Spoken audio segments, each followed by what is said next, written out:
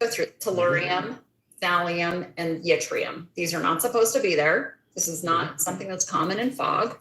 Another sample that I did, bromine, tin, more silicon. For your audience, silicon is incredibly difficult to push out of the body.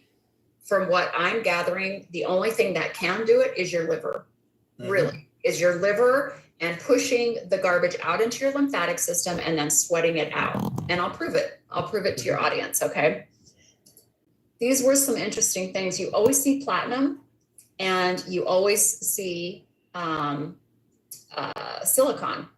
Well, as it turns out, platinum works with silicon. Here's what's really interesting. When I received the samples from the Florida fog, they were styrofoam. They literally were styrofoam. People were saying, why isn't this snow melting? Why is it snowing in Florida? Well, it's not snowing in Florida. It's not cold enough to snow in Florida, right? Why is this stuff dropping out of the fog? I mean, what would you do if you had fog and then it was sitting there like styrofoam in Spain? It's not, right? So platinum, as it turns out, can be polymerized into polystyrene, which is styrofoam. It's a catalyst in producing styrene monomers.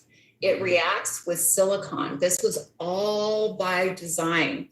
This is why we have, and it's also used in biosensor and hydrogel technology, but they planned this very well. Then I said, okay, let's look at the snow. So pure state of Wyoming, right? We don't have pollution. I mean, we just really don't. Wide open spaces, there's only about 500,000 people that live here.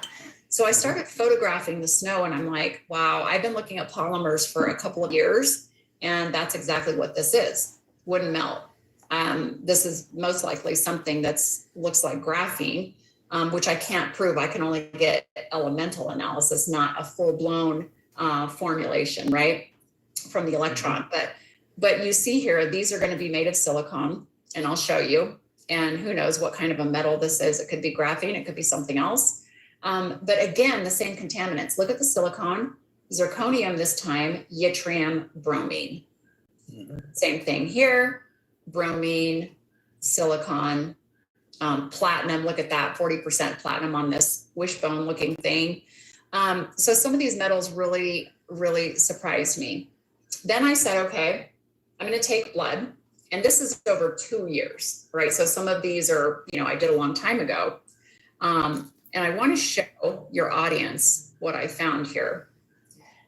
So this is blood in phase contrast. So this is going to be a polymer. I call them white blood cell fields of death out here.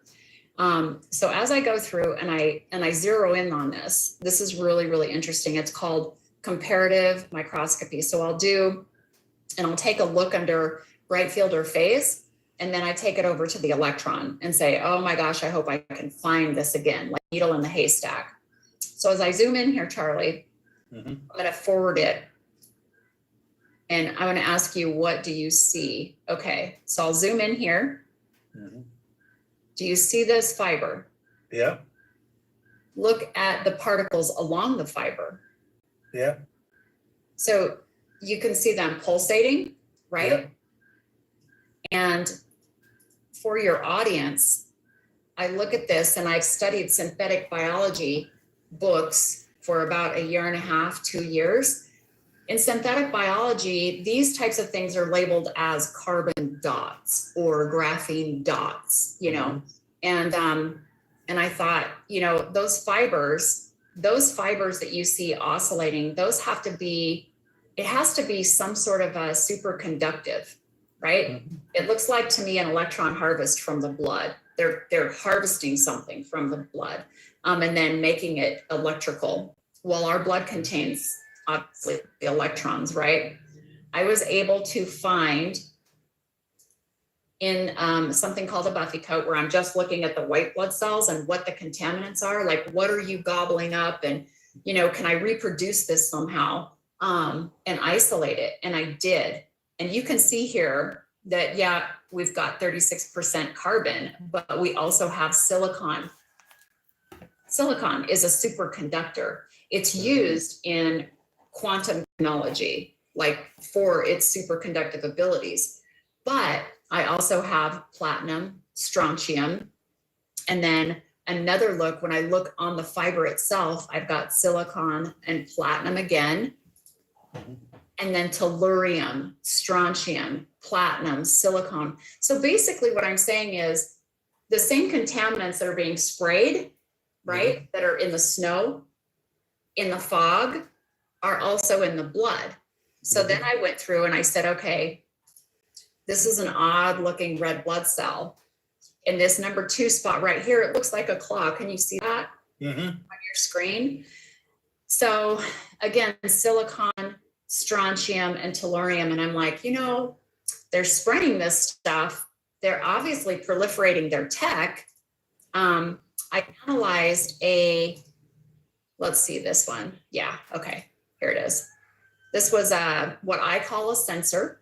Came out of a person who had one of the injections. I pulsed it with a magnet, so I was able to change the inside and the outside of the structure.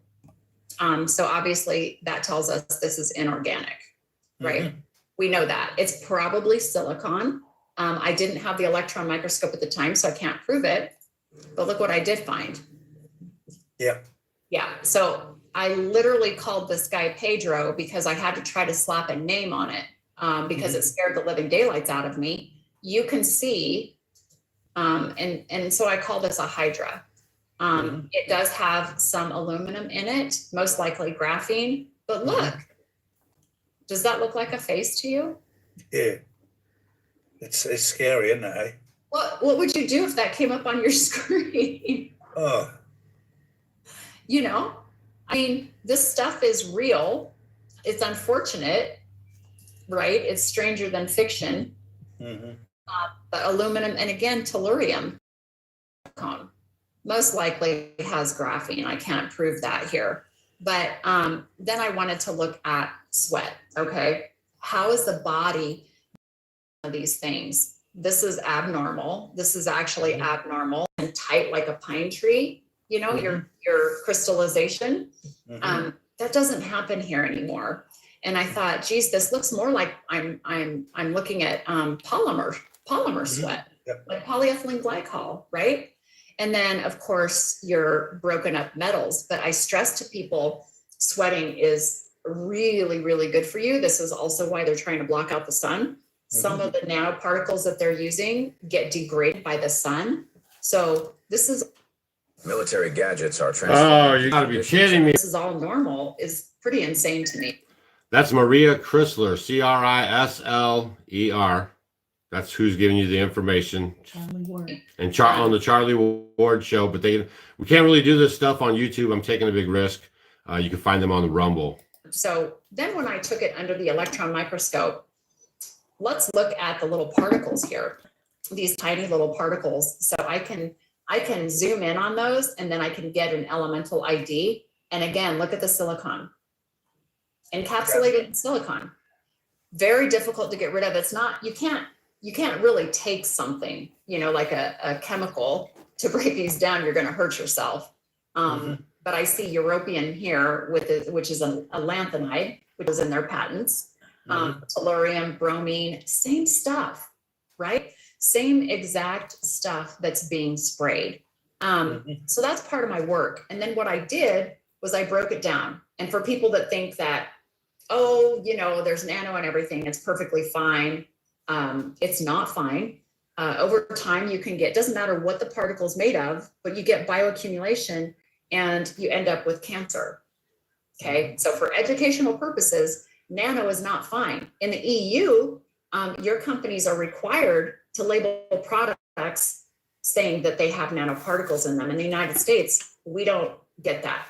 So they can put whatever they want into anything they want and they don't have to label it. They could say GMO. It's very, very important that the audience listen very carefully to what's going on here and do your research. And the reason why is that this is a very, very carefully formulated plan that goes back years to reduce the population. That's all I got for you guys now. The how important that the We got to be careful. Too much of this stuff could get me into big trouble. Okay. Avoid these 5 knee pain. Trouble. Okay. What's going on? She's got the blood samples. She's following the